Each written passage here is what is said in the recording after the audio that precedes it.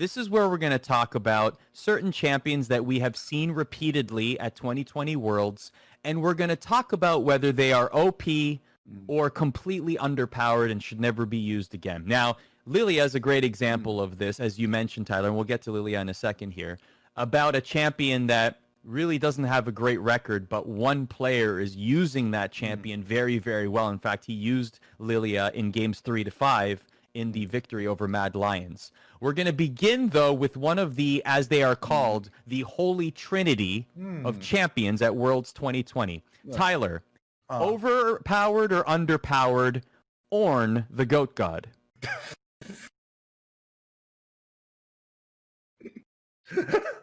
You serious, Arda? This is a serious question? Is it a serious question you're asking me?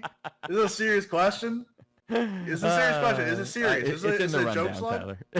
He's overpowered. He's overpowered. He's freakishly overpowered. The man that can do 20. He's in 20 different classes. He's a tank. He's a bruiser. He's a ninja. He's a burst mage. Like it's overpowered, especially in a team fighting meta where all these games come down to these big 5v5, 5v4 team fights around neutral objectives.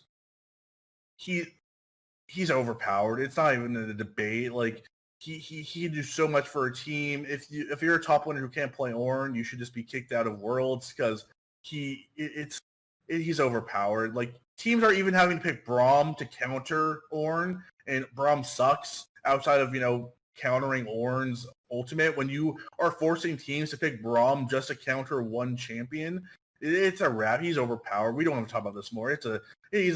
We're gonna see so much Ornn. Ornn is, unless we find a bug in him and he gets quarantined out of Worlds because they find a bug with him, and that's happened before with champions like Gragas and Lux and other champions. But we're gonna see so much Grog. He's overpowered. He's just a staple of compositions. Like Renekton can't touch him. Like maybe Camille if you can split push him, but like it's all these all of the meta is coming down to these ludicrous 5v5 wombo combo team fights. And you know who wombo combos the hardest, Arda? Who? It's Ornn. Yeah. It's Ornn. My man can wombo combo pretty hard. Buddy, I'm even laughing at myself. I have to ask these questions, but we already knew this answer. Overpowered. Of course Ornn is OP. Oh, OP. He's OP. Let's go to the next one. Scorned by the horns. How about Lillia? She's overpowered, but she's underpowered in the wrong hands, if that makes sense.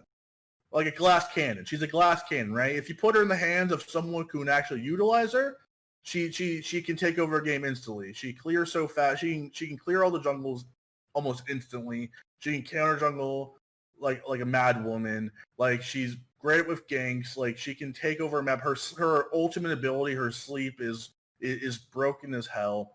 But when you put her in the hands of someone who doesn't know how to use her, they go into team fights. They don't really realize how easily she can be CC'd and how squishy she is. Then that's an issue, right? Where that we saw with Broxa versus INTZ, where he got caught out so many times before a team fight, or he would run into a team fight and not dodge back out, where he fully commit to a team fight and he would just get blown up. And I'm not saying Broxa can't play Lillia. Broxa's an amazing player. He's my man. He's going to groups with Team Liquid. But Lillia is a champion who's overpowered, but she looks very underpowered when people play her not as she should be wielded.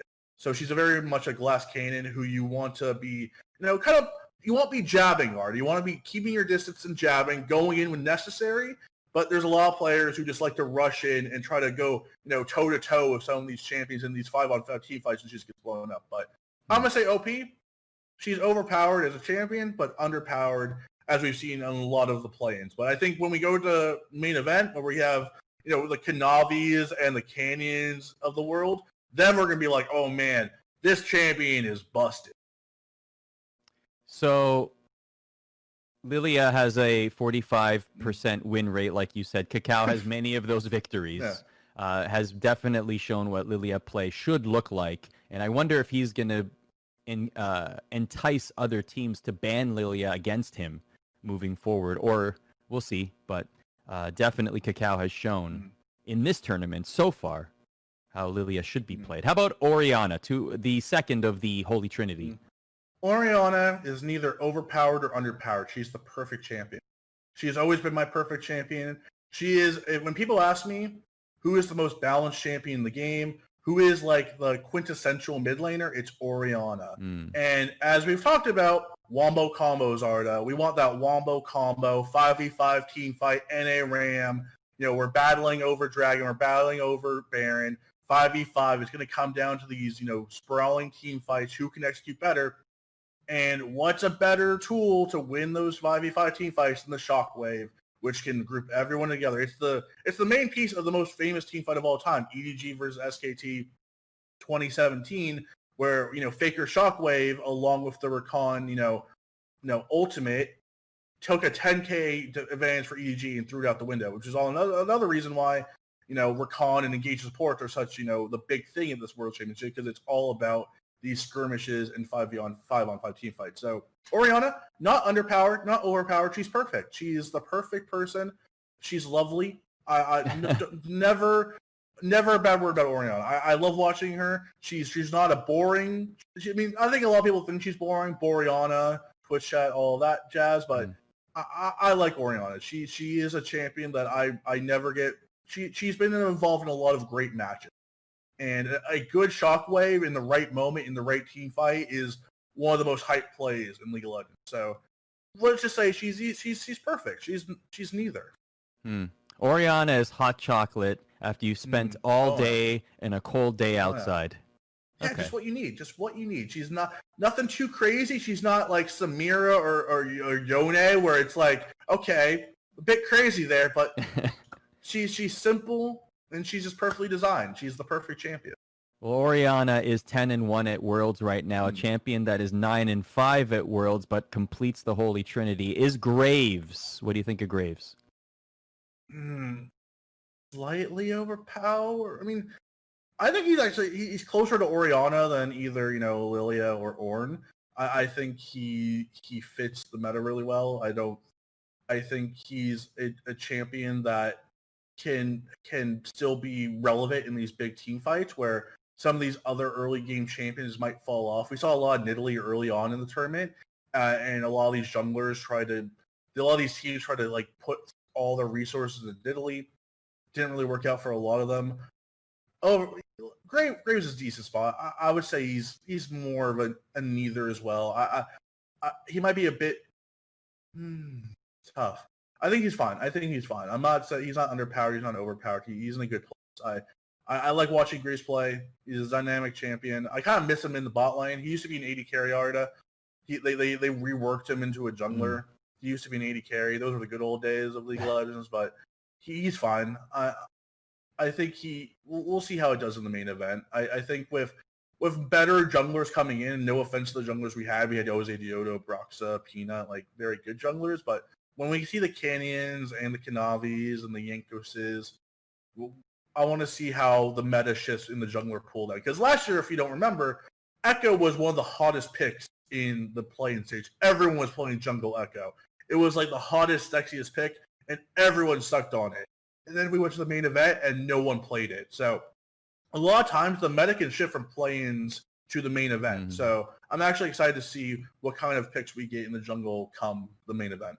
By the way, if you are fascinated by how the meta has evolved over the years, or even from the play-ins to the main event, our colleague Emily Rand wrote an entire article, 10,000 words, on how the meta has shifted year over year, including play-ins to group stage in the years that existed. So that's on our at ESPN.com/esports. Our final champion, and you mentioned Armut a lot on this program. He has been great on this champion. What do you say about Wukong? Good top lane. Stop putting him bot lane. Stop putting him bot lane. Stop trying to make this Wukong support fast internet thing work. It doesn't work. I know you want to go. I know he's a great champion in terms of dive. Like in these team fights when, you want to get to the back line and get to the 80 carry, he's a great team fighting champion. I like him in the top lane a lot. I think he should be a staple in the top lane alongside Shen, Ornn, Camille, but not having him in the bottom lane. If it's bottom lane, throw him in the trash. If it's top lane, I'm good to go. I want to see more Wukong in the main event in the top lane. Don't put him, just stop in the bottom lane. stop. Just stop. End of story. Stop. Just stop. Mad Lion, stop. Stop putting Carzzy on Wukong. Just stop. No more bottom lane Wukong. Stop. That is it. Stop, Arda. No more Wukong bottom lane. I don't play Wukong in bot lane. I will stop. I will listen to you, Tyler. I promise. If you were in Mad Lions, you would be playing Wukong in bot lane. Yes. So stop. Yes. Well, they should have listened to you sooner then.